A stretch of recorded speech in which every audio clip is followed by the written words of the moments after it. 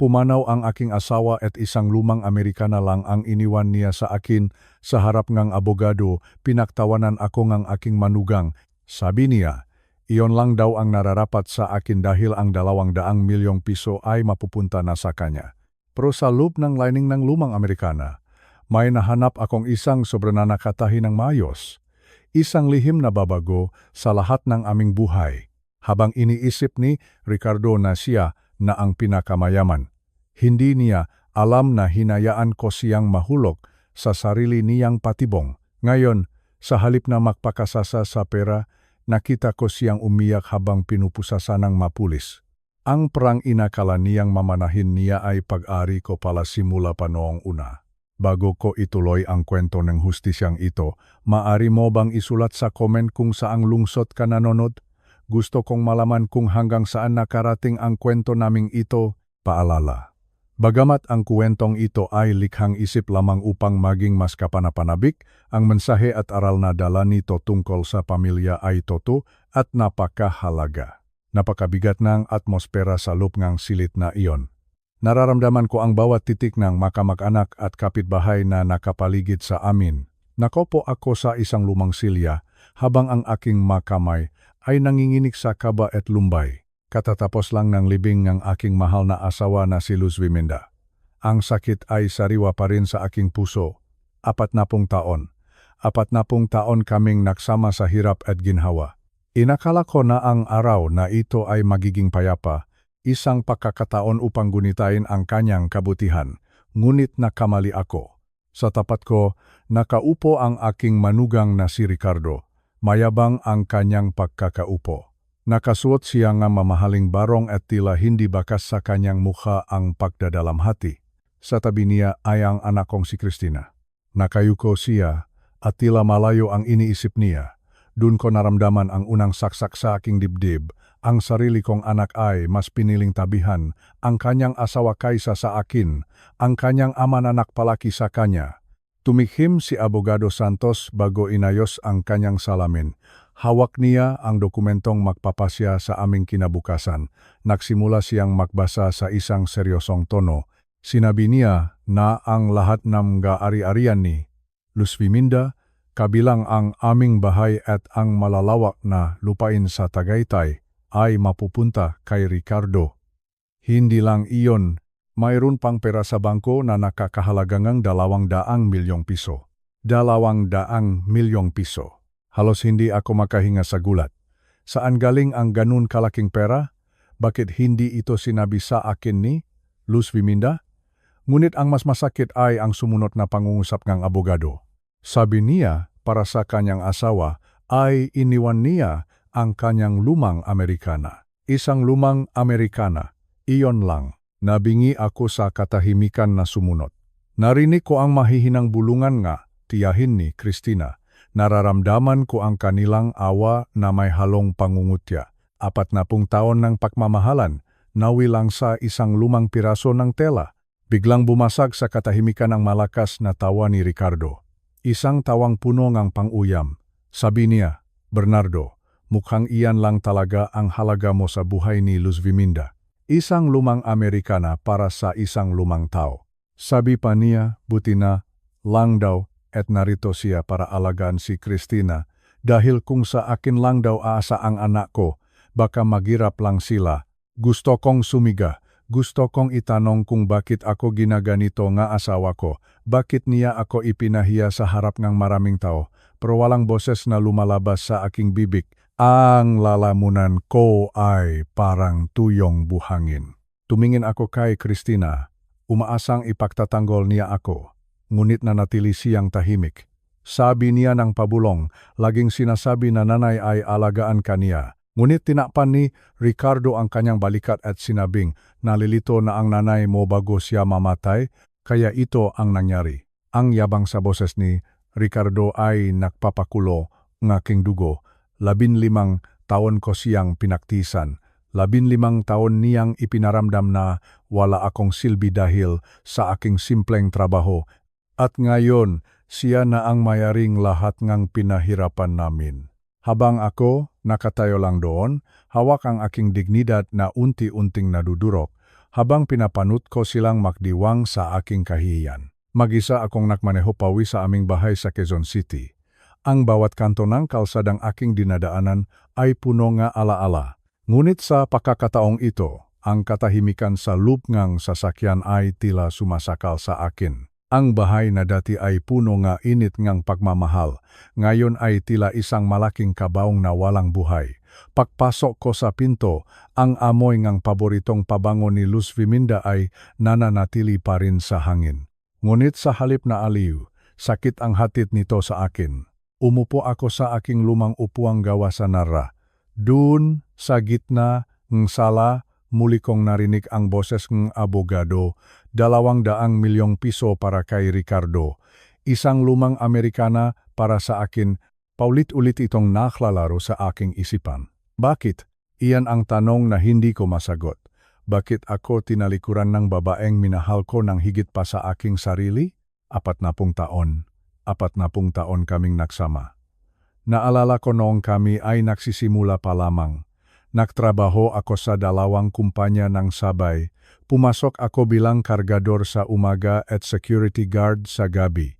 Lahat ng iyon ay ginawa ko para hindi magutom si Luz Viminda at ang anak naming si Cristina. Hindi ko inalintana ang pagod. Hindi ko inalintana ang puyat. Ang tanging hangat ko lang ay ang makita silang masaya.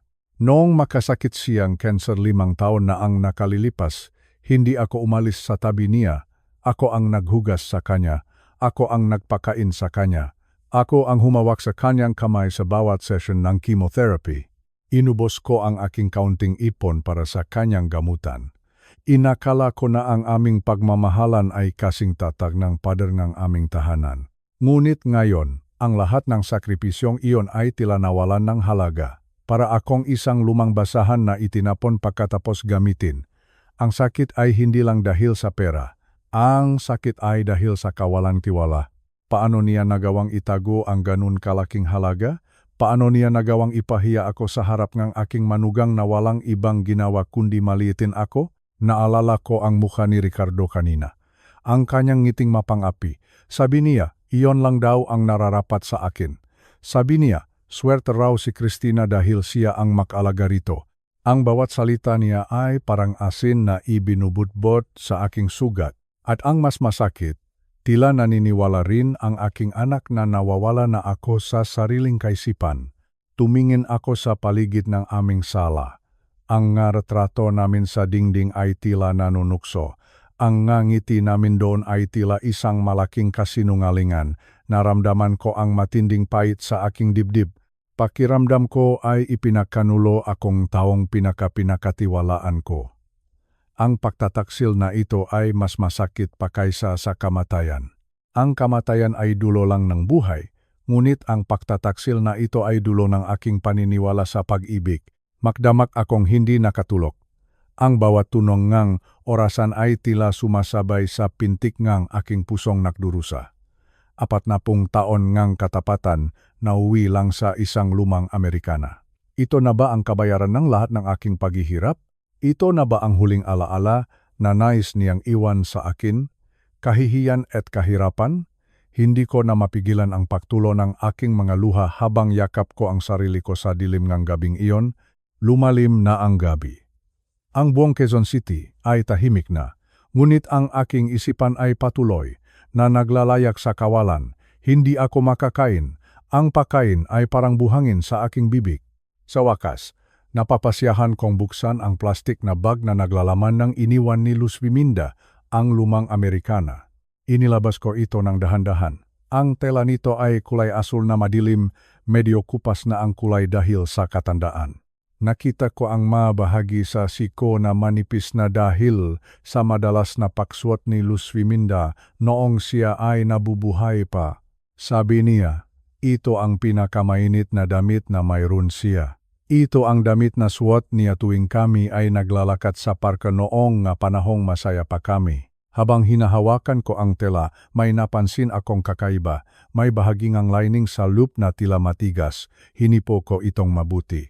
May nararamdaman akong parang papel na nakatago sa pagitan ng tela at ng lining. Ang aking puso ay naksimulang tumibok ng mabilis. Naramdaman ko ang biglang pag-asa. bagamat may halong kaba. Kinuha ko ang maliit na gunting sa panahin ni Luz Viminda. Ang gunting na ito ay ginamit niya sa loob ng 30 taon. Kilala ko ang bawat tahi niya. Si Luz Viminda ay napakaingat sa kanyang matahi.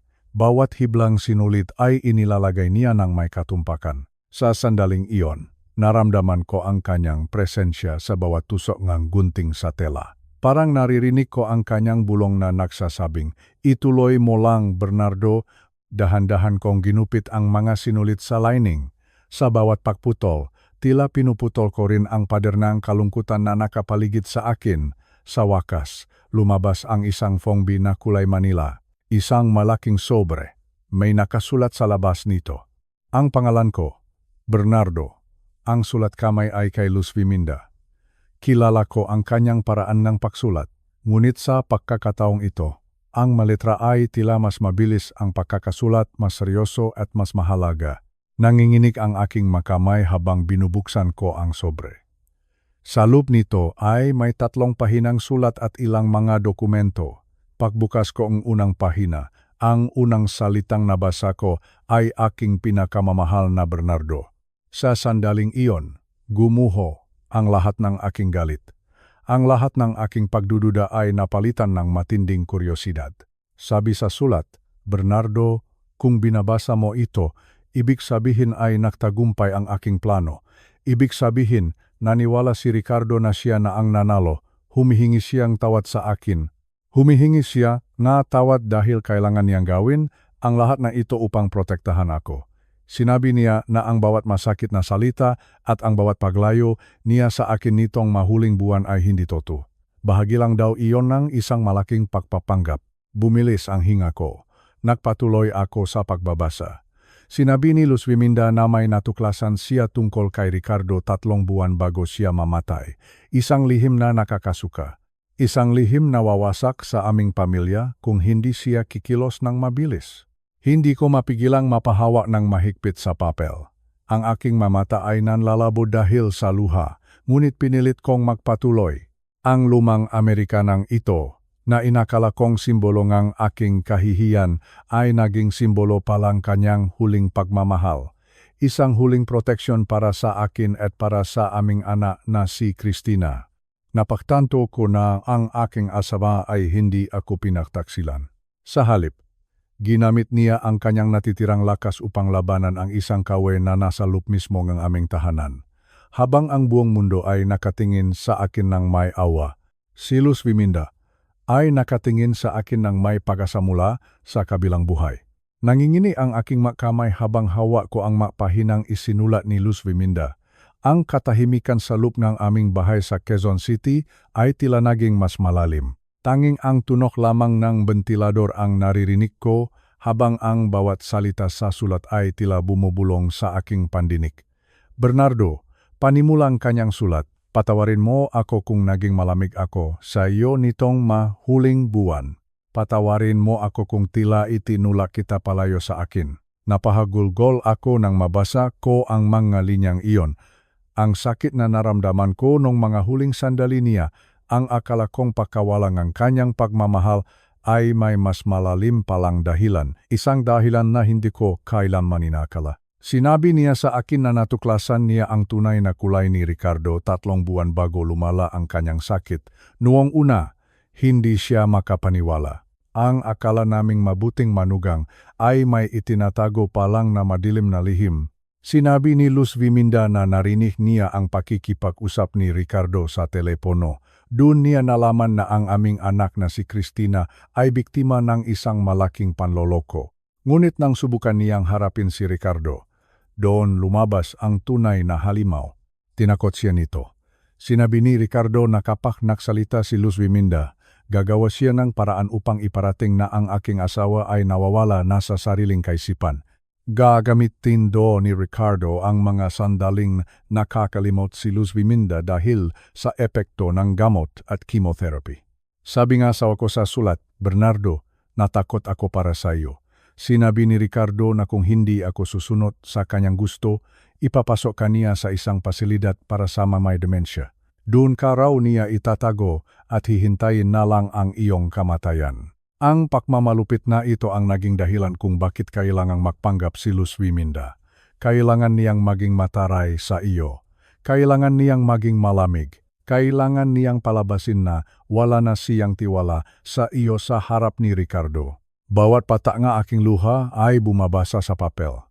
Ngayon ko lang naintindihan ang hirap na dinala ni Luz Viminda ng mag-isa. Habang nakikipaglaban siya sa cancer, nakikipaglaban din siya sa isang halimaw na nasa loob mismo ng aming bahay.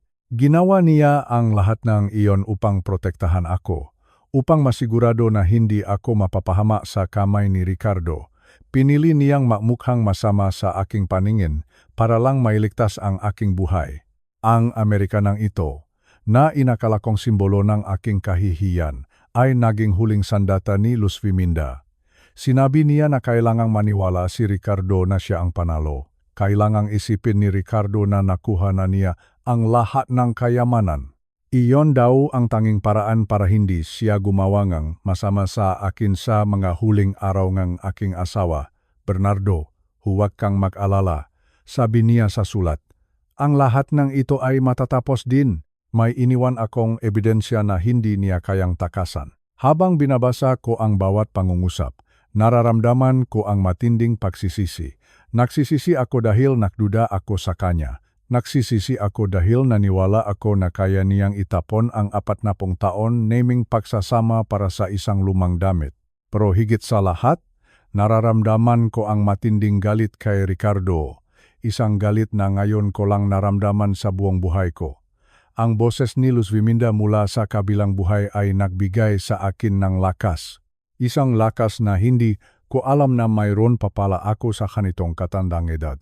Nagpatuloy ako sa pagbabasa niya sulat. Dito, idinatalye ni Luz Viminda ang mga natuklasan niya tungkol sa buhay ni Ricardo. Hindi lang pala pera ang habol nito. Si Ricardo ay mayroon palang ibang pamilya. Isang pamilya na matagal na niyang itinatago habang kasal siya sa aming anak na si Cristina. 7 taon. 7 taon nang kasal si Ricardo sa isang babaeng nagngangalang Jessica. Mayroon silang 2 anak, isang batang lalaki na 6 na taong gulang at isang batang babae na 4 na taong gulang. Ang sakit na nararamdaman ko para sa aking anak na si Cristina ay tila lalong bumigat. 7 taon siyang niloloko ng lalaking pinakatiwalaan niya ang kanyang buhay. Sinabi ni Luz Viminda na nakita niya ang mga retrato at dokumento. Mayroon ding mga resibo ng mga mamahaling regalo at bayad sa upa ng isang apartment sa Cavite para sa pamilyang iyon. Ang lahat ng perang dapat sana ay para sa kinabukasan ni Cristina ay dahan-dahang kinukuha ni Ricardo para sa kanyang lihim na pamilya. Ngunit may mas malala pa rito. Sinabi ni Luz Viminda na narinig niya ang pakikipag-usap ni Ricardo kay Jessica. Sinabi ni Ricardo na hindi na niya matis si Cristina. Tinawag niya ang aming anak na isang makinang hindi na gumagana. Isang makina sa panganganak na wala ng silbi dahil hindi raw makapagbigay ng anak na lalaki. Sabi ni Ricardo, hihintayin lang niya na makuha ang 200 milyong piso mula sa pamana ni Luz Viminda at pagkatapos ay iiwan na niya si Cristina sa kalsada. Hindi ko mapigilang mapahawak sa aking dibdib. Ang kabastusan ng lalaking ito ay walang hangganan. Pero ang pinakanakakatakot na natuklasan ni Luz Viminda ay ang plano ni Ricardo para sa akin. Sinabi niya na kailangang mawala ako sa eksena para maging madali ang paglipat ng lahat ng ari-arian sa kanyang pangalan. May narinig si Luz Viminda na balak si Ricardo. Isang plano para magmukhang naatake ako sa puso. Isang aksidenteng hindi pag-inom ng tamang gamot o pagbibigay ng maling dosis. Bernardo, mag-ingat ka. Babala ni Luz Viminda sa sulat. Gagawin niya ang lahat para makuha ang pera. Inisip niya na dahil matanda ka na, madali ka ng linlangin. Napaktanto ko na ang bawat pagkakataon na tinatawag ako ni Ricardo na Pops o ang bawat kunwari niyang pak-alala sa aking kalusugan ay bahagi lang pala ng kanyang madilim na plano. Gusto niya akong mawala para wala ng hahadlang sa kanya sa pagkuha ng aming pinahirapan. Nagpatuloy ang sulat sa pagpapaliwanag kung paano nagawa ni Luz Viminda na kumuha ng ebidensya. Habang mahina ang kanyang katawan, ang kanyang isipan ay nanatiling matalas. Gumamit siya nga isang maliit na recorder para makuha ang ngabanta ni Ricardo. Kumuha rin siya ang kopya ng dokumento sa kasal ni na Ricardo at Jessica sa tulong ng isang kaibigang investigador. Ang lahat ng ito ay itinis niya habang tinitiis din ang sakit ng cancer. Ginawa niya ito dahil alam niyang ito lang ang tanging paraan para matiyak ang aming kaligtasan. Ngayon, hawak ko na ang lahat ng katotohanan. Ang lalaking inakala naming bahagi ng aming pamilya ay isa pa lang na magnanakaw, isang manloloko, at isang mamamatay tao. Isang halimaw na nakukubli sa likod ng magarang barong at matatamis na salita. Ngunit ang hindi alam ni Ricat ay ang lumang Amerikanang iniwan sa akin ni Luz Viminda ay hindi lang basta tela. Ito ay isang bitak. Isang bitak na sadyang inihanda para sa kanya. At sa tulong ng aking asawa mula sa langit, titiyakin ko na mahuhulok siya rito ng walang kawala. Madilim na ang buong paligid. Ang tanging liwanag na tumatanglaw sa akin ay ang maliit na lampara sa tabi ng aming kama. Hawak ko pa rin ang sulat ni Luz Viminda. Ang bawat salita niya ay nagbigay sa akin ng bagong misyon. Sabi niya sa sulat, Bernardo, pumunta ka sa ilalim ng bintana sa ating silid. Doon, may makikita kang maluwag na bahagi ng sahig. Doon ko itinatago ang lahat ng kailangan mo upang makuha ang katarungan. Dahan-dahan akong lumuhod sa sahig. Ang aking nga tuhod ay sumasakit na dahil sa katandaan, ngunit hindi ko ito inalintana. Hinanap ko ang bahagi nga kahoy na sinasabi ni Luz Viminda. 40 taon na kaming nakatira sa bahay na ito sa Quezon City, ngunit hindi ko alam na mayroon palang sikretong taguan sa ilalim ng aming mismong higaan. Sa wakas, nahanap ko ang isang bahagingang sahig na tila bahagyang nakaangat. Ginamit ko ang aking maga daliri upang hilahin ito. Sa ilalim ng sahig, nakita ko ang isang makapal na sobrang Manila. Ito ay balot na balot sa plastik upang hindi mabasa o masira. Nang mailabas ko ito, naramdaman ko ang bigat ng katotohanan. Pagbukas ko ng sobre, tumambat sa akin ang mga bagay na nagbabilis ng tibok ng aking puso, mga retrato. Napakaraming retrato. Ang unang retrato ay nagpapakita kay Ricardo.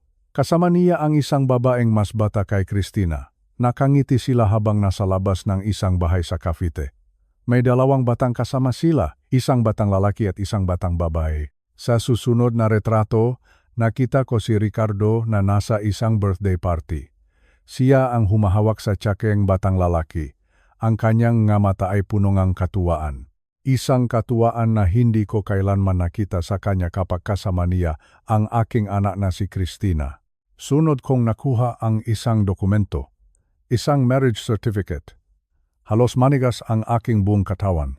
Nakasulat doon na si Ricardo Morrison ay ikinasal sa isang babaeng nagngangalang Jessica 7 taon na ang nakakalipas. 7 taon, ibig sabihin noong panahong ipinagdiriwang namin ang anibersaryo nila ni Cristina, mayroon na pala siyang ibang asawa. Ito ay isang kasong bigami. Isang malaking krimen sa mata ng batas at sa mata ng Diyos. Ngunit ang pinaka-importantang bagay sa loob ng sobra ay ang isang maliit na digital recorder. May nakadikit na maliit na papel dito na may sulat ni Luz Viminda. Sabi niya, pakinggan mo ito, Bernardo. Ihanda mo ang iyong sarili dahil masakit ang iyong maririnig. Pinindot ko ang play button. Ang boses ni Ricardo ay malinaw na malinaw. Sabi ni Ricardo sa recording, Luz Viminda, tigilan mo na ang pagpapanggap. Alam ko namang mamamatay ka na rin lang. Pirmahan mo na ang diwal na iyan at ibigay mo sa akin ang pera. Sabi pa niya, ang anak mo ay walang silbi. Si Cristina ay hindi makapagbigay ng anak na lalaki, kaya naman kay Jessica ko nakita ang tunay na pamilya. Tinawag pa niya ako sa recording na isang matandang walang kwenta. Sabi niya, kapag nakuha na niya ang 200 milyong piso, ipapatapon niya ako sa isang malayong probinsya o hahayaan na lang na mabulok sa isang madilim na kwarto. Nanginginig ang aking buong katawan sa galit. Ang bawat salita niya ay parang latigo na humahampas sa aking pagkatao. Ang lalaking ito na pinakain ko, ang lalaking ito na itinuring kong sariling anak, ay nakpaplano palang pumatay sa akin para sa pera. Ang boses ni Luz Viminda sa recording ay mahina ngunit matapang. Tinanong niya si Ricardo kung bakit niya ito ginagawa. At ang sagot ni Ricardo ay dahil gusto niyang maging malaya. Gusto niyang magsimula ng bagong buhay sa Amerika kasama ang kanyang tunay na pamilya gamit ang aming pera. Niyakap ko ang sobre sa aking dibdib. Umiyak ako ng tahimik sa gitna ng dilim. Umiyak ako para kay Christina. Umiyak ako para kay Luz Viminda na hinarap ang halimaw na ito ng mag-isa. At umiyak ako dahil sa wakas, hawak ko na ang sandata upang tapusin ang lahat ng ito. Ang bawat retrato at ang bawat salita sa recorder na iyon ang magiging mitsa ng pagbagsak ni Ricardo. Habang binabasa ko ang huling bahagi ng sulat ni Luz Viminda, isang malaking revelasyon ang tumambat sa akin. Isang bagay na hindi ko kailanman inakala sa loob ng 15 taon. Tungkol ito sa 200 milyong piso na iniwan niya sa diwa kay Ricardo. Sabi ni Luz Viminda sa sulat, Bernardo, alam kong nagulat ka sa halaga ng pera. Alam kong inisip mo kung saan galing ang ganung kalaking yaman. Sinabi niya na nung pumanaw ang aking ama 15 taon na ang nakakalipas, may iniwan siyang maliit na pamana. 50,000 piso lang iyon nung una. Ibinigay ko iyon kay Luz Viminda dahil sabi niya ay gusto niyang subukan ang mag-invest sa stock market at sa maliliit na negosyo. Pinakatiwalaan ko siya. Hindi ako kailanman nagtanong kung nasaan na ang pera o kung ano ang nangyari rito. Inisip ko na baka naubos na ito sa makapangaraw-araw naming gastusin. Ngunit nakamali ako. Si Luz Viminda ay isang henyo pagdating sa pera. Sa loob ng 15 taon, dahan-dahan niyang pinalago ang 50,000 piso. Sa bawat kita niya sa stocks, muli niya itong ini-invest. Hindi siya bumili ng mamahaling bagay para sa kanyang sarili. Lahat ng kinikita niya ay itinatabi niya para sa ating kinabukasan. At dahil sa kanyang katusuhan at sipag, ang maliit na halaga ay naging 200 milyong piso. Sabi niya sa sulat, Bernardo, ang perang iyan ay sa iyo, nakapangalan iyan sa ating joint account na ikaw lang ang may kontrol sa huli. Ang lahat ng dokumentong nagpapatunay na ang pera ay galing sa pamana ng iyong ama ay narito rin sa sobre. Ibig sabihin, sa batas ng Pilipinas, ang perang iyan ay pag-ari mo bago pa man tayo ikasal o pumasok sa anumang usapin ng mana. Hindi ko iyan pwedeng ibigay kay Ricardo dahil hindi ko naman iyan pag-ari. Dito ko naintindihan ang napakatalinong plano ng aking asawa. Ang diwa na binasa ni Abogado Santos sa harap naming lahat ay isang patibong. Isang pekeng diwa na ginawa lamang upang maniwala si Ricardo na nakuha na niya ang gusto niya. Sinabi ni Luz Viminda na nakiusap siya kay Abogado Santos na makipagtulungan sa kanya. Alam NG Abogado ang lahat. Ang totoong diwa ay nakatago sa bank vault ng BPI. At dun ay nakasulat na ang lahat ng ari-arian ay mapupunta sa akin at kay Christina lamang. Ang 200 milyong piso na inaakala ni Ricardo na kanyang makukuha ay magsisilbing ebidensya ng kanyang pagnanakaw. Sinabi ni Luz Viminda na sa oras na subukan ni Ricardo na ilipat ang pera sa kanyang pangalan gamit ang pekeng diwa, siya ay makakasuhan ng fraud at attempted theft. Sinadyang iwan ni Luz Viminda ang perang iyon kay Ricardo upang ipakita ang kanyang kasakiman. Isang pain ito upang lumitaw ang tunay niyang kulay sa harap ng batas. Napangiti ako sa gitna ng aking mga luha. Ang aking asawa ay hindi lang basta isang may bahay, siya ay isang tagapagtanggol. Sa loob ng 15 taon, habang inaalagaan niya ang aming tahanan, inihahanda na pala niya ang aming kinabukasan. Ang lumang Amerikanang iniwan niya sa akin ay hindi isang insulto. Ito ay isang korona, isang simbolo na ako ang tunay na haring tahanang ito, at ang manugang na tawa ng tawa sa aking kahihiyan ay wala palang hawak kundi hangin. Ngayon, naintindihan ko na ang lahat. Ang bawat sakripisyo ni Luz Viminda, ang bawat pananahimik niya, at ang bawat sakit na tinis niya sa kamay ni Ricardo ay may layunin. Layunin niyang ibigay sa akin ang lahat ng kailangan ko upang may balik ang dangal ng aming pamilya. Hawak ko na ang pera, hawak ko na ang ebidensya, at hawak ko na ang katotohanan. Bukas, sa paksikat na araw, Magsisimula ang pagtutuos. At titiyakin ko na bawat sentimo ngang 200 milyong piso na iyon ay magiging pambayad ni Ricardo sa kanyang mga kasalanan. Martes gabi noon. Madilim na ang langit at nagsisimula ng pumatak ang ulan sa labas ng aming bahay sa Quezon City. Biglang tumunok ang aking telepono. Ang pangalan ng aking anak na si Christina ang lumabas sa screen. Pagkasagot ko pa lang, narinig ko na ang kanyang mahinang paghikbi. Sabi niya, "Tatay, maaari ba akong pumunta diyan?" Sabi ko, "Siyempre anak, palagi kang malugod dito." Pero dinakdak niya ang isang pakiusap na nagpakaba sa akin. Sabi niya, "Huwag mong sasabihin kay Ricardo na tatawag ako." Pagkalipas ng 20 minuto, dumating si Christina. Mukhang pagod na pagod siya. Ang kanyang mata ay mapula at namamaga sa kakayak. Ang buhok niya na dati ay laging maayos ay gulo-gulo ngayon. Pagpasok niya sa pinto, agad siyang yumakap sa akin at humagulgol. Sabi niya, "Tatay, patawarin mo ako. Patawarin mo ako dahil naging bulag ako." Pinaupo ko siya sa kusina at ipinagtimplang ang mainit na tsaa. Doon, inilabas niya ang isang bagay mula sa kanyang bag. Mga tiket ng eroplano. Sabi ni Christina, nahanap niya ito sa bulsa ng jacket ni Ricardo. 4 na tiket. 4 na tiket papuntang California, Amerika. Ang unang tiket ay para kay Ricardo. Ang pangalawa ay para sa isang babaeng nagngangalang Jessica Morrison. At ang dalawa pa ay para sa mga batang nagngangalang Marcus at Emma Morrison. Sabi ni Christina, tinanong niya si Ricardo tungkol dito. Sabi daw ng kanyang asawa, business trip lang iyon, pero hindi naniwala ang aking anak. Sinundan niya ang kanyang kutob at nalaman niya ang totoo. Nalaman niya na ang lalaking pinakatiwalaan niya sa loob ng 15 taon ay mayroon palang ibang pamilya. Isang pamilyang matagal na niyang itinatago. Huminga ako ng malalim. Alam ko na ito na ang tamang oras. Inilabas ko ang sobrang Manila na iniwan ni Luz Viminda. Ipinakita ko sa kanya ang retrato ni Ricardo kasama ang pamilyang iyon sa Cavite.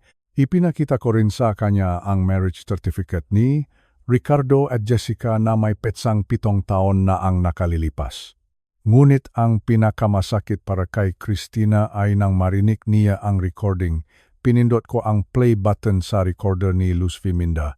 Narinig namin ang boses ni Ricardo na tinatawag si Christina na isang makinang sira.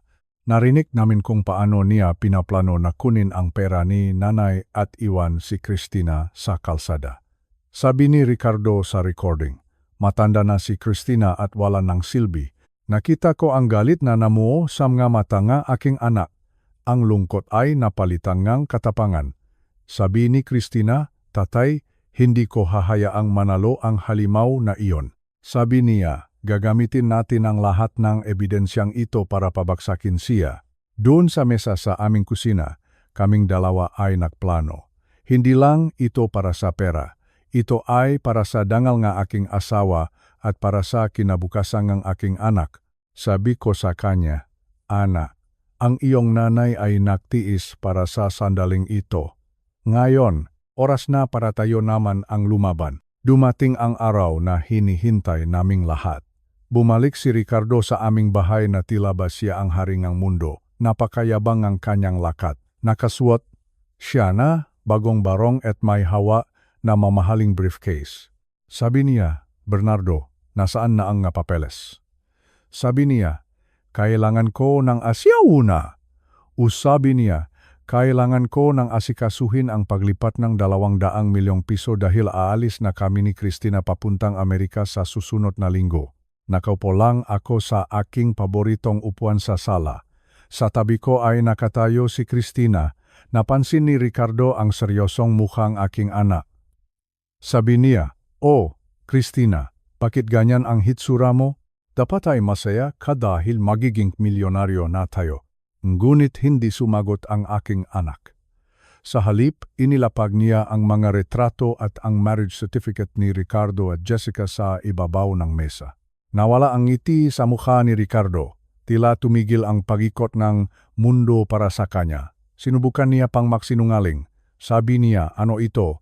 Photoshop ba ito?" Sabi niya, "Paninirang puri lang iyan ng mga taong nainggit sa atin." Pero hindi kami natinag. Pinindot ko ang play button sa recorder. Ang sarili niyang boses ang umalingaw-naw sa buong sala.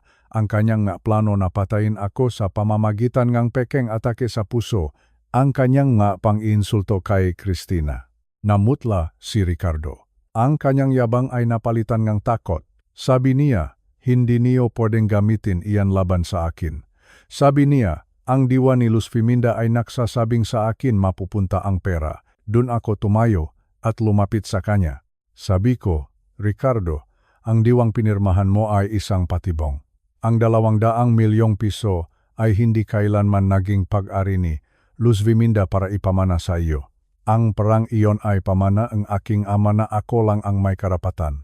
Sabi ko sa kanya, sa oras na subukan mong kunin ang perang iyon, ikaw ay nakakasala ng fraud sa ilalim ng batas ng Pilipinas. At ang kaso mong bigami ay sapat na para mabulok ka sa kulungan sa loob ng maraming taon. Nakita ko ang pawis na namumuo sa kanyang no. Sinubukan niyang lumapit kay Christina upang humingi ng tawad. Sabi niya, Christina, mahal kita, ginawa ko lang iyon dahil kailangan kong para sa atin. Ngunit itinulak siya ni Christina. Sabi nga aking anak, huwag mo akong hahawakan. Sabi niya, ang tanging pagsisisi ko ay ang sayangin ang 15 taon ng buhay ko sa isang taong tulad mo. Sa sandaling iyong, narinigin naming ang tunogi, NEA, sirena NEA, pulis, sa labas NEA aiming gate, pinatawagi na naming anggi, autoridad bago pa siya dumating. Pumasok ang mapulis sa aming sala. Pinusasan nila si Ricardo sa harap naming dalawa. Ang kanyang briefcase na inakala niyang mapupuno ngang pera ay nahulog sa sahig. Habang hinihila siya palabas, tumingin siya sa akin ng may galit. Pero wala na siyang magagawa. Ang patibong na inihanda ni Luz Viminda sa loob ng 15 taon ay tuluyan ng sumara. Naiwan kaming maama sa gitnang sala, nakatingin sa labas habang dinadala ang halimaw na iyon sa kung saan siya nararapat. Ang katahimikan sa bahay ay hindi na nakakatakot. Ito ay katahimikan ng kalayaan.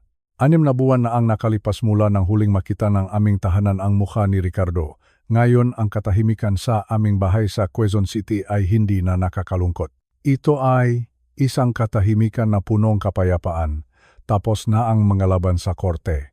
Si Ricardo ay napatunayang nakasalang ng bigami at attempted fraud. Kasalukuyan siyang nagsisilbing ang kanyang parusa sa loob ng kulungan sa loob ng maraming taon. Balita ko, pati ang kanyang pamilya sa Cavite ay tinalikuran na rin siya. Si Jessica, ang kanyang ikalawang asawa, ay kinuha ang kanilang mga anak at lumipat na sa probinsya upang magsimulang bagong buhay. Wala siyang nakuha, wala siyang natira. Isang hapon habang kami ni Christina ay naglilinis sa aming hardin, may natuklasan kami sa ilalim ng isang lumang punong rosas. Ito ang paboritong lugar ni Luz Viminda. Nakita ni Christina ang isang maliit na kahon na gawa sa metal na nakabaon sa lupa. Ito ay medyo kinalawang na dahil sa tagal ngang panahon. May nakasulat na ukit sa ibabaw nito. Para kay Bernardo, mula kay Luz Viminda, taong 1983. Ito ang aming time capsule. Ang aming unang wedding anniversary gift. Halos malimutan ko na ang tungkol dito. Pagbukas namin ng kahon, nakita namin ang lumang larawan nung kami ay bata pa. Mayroon ding masulat ng pag-ibig na ibinigay namin sa isa't isa. Ngunit sa ilalim ng lahat na iyon, may isang bagong sobra. Isang sobra na idinagdag ni Luz Viminda noong mahuling buwan ng kanyang buhay. Bernardo, aking mahal, panimulang sulat. Sabi niya, kung binabasa mo ito, ibig sabihin ay ligtas na kayo ni Christina. Sabi niya, ang 200 milyong piso ay para sa inyong dalawa. Huwag mo raw sayangin ang iyong manatitirang taon sa pagdadalamhati. Gusto niyang gamitin ko ang pera upang tuparin ang aming mapangarap. Ang pangarap naming maglakbay sa Ireland. Ang pangarap naming makita ang malalawa na luntiang bukit na madalas naming mapanood sa telebisyon. Niyakap ko si Christina habang binabasa namin ang mga huling habilin ni Luz Viminda. Sinabi rin niya na nais niyang tumulong kami sa aming komunidad.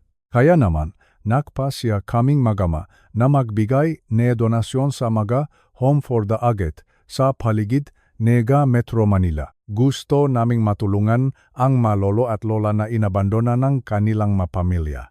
Ibinigay ko rin ang malaking bahagi ng para kay Christina upang makapagsimula siya ng sarili niyang negosyo at makabawi sa 15 taon na nasayang niya kay Ricardo.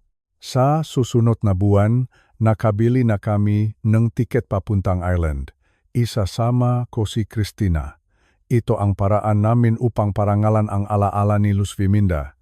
Habang nakatingin ako sa aming hardin, nararamdaman ko ang kanyang presensya sa bawat ihip ng hangin. Ang lumang Amerikanang iniwan niya sa akin ay nakasabit pa rin ng maayos sa aking aparador. Hindi na ito isang simbolo ng sakit. Ito ay simbolo ng tagumpay. Isang paalala na ang tunay na pag-ibig ay hindi sumusuko at ang katarungan ay laging dumarating sa mga taong marunong maghintay. Ngayon, handa na ako sa aking bagong paglalakbay, baon ang pagmamahal na kailanman ay hindi namatay.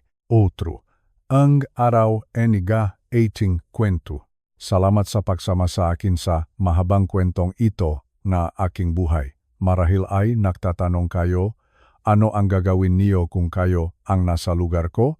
Ang buhay ay puno nga pagsubok na hindi natin inaasahan. Minsan, ang mga taong pinakamalapit sa atin ang siyang magbibigay ng pinakamasakit na sugat. Ngunit huwag tayong mawalan ng pag-asa. Ang katarungan ay laging mahahanap ang daan nito, basta tayo ay mananatiling tapat at matapang. Ang 200 milyong piso ay malaking tulong, ngunit ang tunay na kayamanan ay ang kalayaan at ang pagmamahal ng ating pamilya. Ang aking asawa na si Luz Viminda ay nakturo sa akin na ang pag-ibig ay hindi lang matatamas na salita. Ang tunay na pag-ibig ay proteksyon. Ito ay sakripisyo. At ito ay pagtitiwala kahit sa gitnang kadiliman. Bago tayo mahiwalay, nais kong marinig ang inyong masalobin. Ay comment niyo naman sa ibaba kung anong bahagi ng kwento ang pinakapumukaw sa inyong puso. Naniniwala ba kayo na nararapat lang ang nangyari kay Ricardo? At huwag niyo ring kalimutang isulat kung taga saang lungsod kayo dito sa Pilipinas o sa ibang bansa. Kung nagustuhan niyo ang kwentong ito, huwag niyo pong kalimutang i-like ang video at mag-subscribe sa ating channel. Pindutin niyo rin ang bell icon para lagi kayong updated sa mga susunod nating kwento na puno ng inspirasyon at aral sa buhay. Ang inyong suporta ang nagbibigay sa amin ngang lakas upang magbahagi pa ngang itong karanasan. Muli, ako si Bernardo, nagpapasalamat sa inyong oras at pakikinig. Hanggang sa muli nating pakikita sa susunod na kwento, manatiling ligtas, magmahalan, at laging tandaan na ang Diyos at ang katarungan ay laging nakabantay sa atin. Maraming salamat po at God bless sa inyong lahat. Salamat sa inyong matiyagang pakikinig sa mahabang kwento ng aking buhay. Ngayon, habang nakaupo ako rito sa aming hardin sa Quezon City, nararamdaman ko ang isang uringang kapayapaan na matagal ko nang hindi naranasan. Ang ihip ngang hangin ay tila isang malambot na yakap mula sa aking asawang si Luz Viminda. Ang aming kwento ay hindi lang tungkol sa pera o sa paghihiganti. Ito ay tungkol sa kapangyarihan ng isang matapat na puso, ang lumang Amerikana na iniwan sa akin. Noong una, akala ko ay simbolo ito nga aking kahihiyan. Akala ko ay binalewala ni Luz Viminda ang aming 40 taon na pagsasama. Pero nakamali ako. Ang Amerikanang iyon pala ang naging pinakamahalagang regalo sa buong buhay ko, hindi dahil sa pera na nakatago sa loob nito, kundi dahil ito ang nagpatunay kung gaano ako kamahal ng aking asawa. Handa siyang magmukhang masama at malamig sa aking paningin para lamang mailigtas ang aking buhay mula sa isang halimaw. Iyan ang tunay na pagmamahal. Ang pagmamahal na hindi makasarili. Ang pagmamahal na handang magsakripisyo sa gitna ang dilim upang matiyak na ang magmahal sa buhay ay nasa liwanag. Ngayon, si Ricardo ay nasa loob ng kulungan. Doon siya nararapat sa loob ng maraming taon. Ang kanyang kasakiman ang mismong naging mitsa ng kanyang pagbagsak. Ang 200 milyong piso na pinahirapan ni Luz Viminda ay ginagamit na namin sa tama. Natuloy na rin ang pangarap naming paglalakbay sa Ireland kasama ang aking anak na si Christina. Habang nakatingin ako sa malalawak at luntiang bukit doon, alam ko na kasama namin si Luz Fiminda sa bawat hakbang. Nakapagpatayo rin kami ngang isang maliit na pundasyon para matulungan ang mga lolo at lola sa aming barangay na walang matuluyan. Bago tayo magpaalam, nais kong mag-iwan ng isang tanong sa inyo. Kung kayo ang nasa sitwasyon ko, mananatili ba kayong matatag at may tiwala sa inyong mahal sa buhay kahit tila tinalikuran na kayo ng mundo? Napakahalaga na huwag tayong mawalang ang pananampalataya. Ang katarungan ay laging dumarating sa tamang panahon. Sana ay may napulot kayong mahalagang aral sa aming karanasan. Maaari niyo bang isulat sa comment section kung anong lungsod kayo nanonood ngayon? Gusto kong pasalamatan ang bawat isa sa inyo mula sa iba't ibang dako ng Pilipinas at maging sa ibang bansa. Huwag niyo pong kalimutang i-click ang like at mag-subscribe sa ating channel. Pindutin niyo rin ang bell icon para lagi kayong kasama sa aming masusunod na kwento ng buhay. Muli, maraming salamat sa inyong oras. Ako si Bernardo, na laging nagpapaalala sa inyo na ang tunay na kayamanan ay hindi nasusukat sa dami ngang pera, kundi sa lalim ngang pagmamahal na iniwan natin sa puso ngang iba. Ingat po kayong lahat at pagpalain tayo ngang po may kapal. Hanggang sa muli nating pagkikita.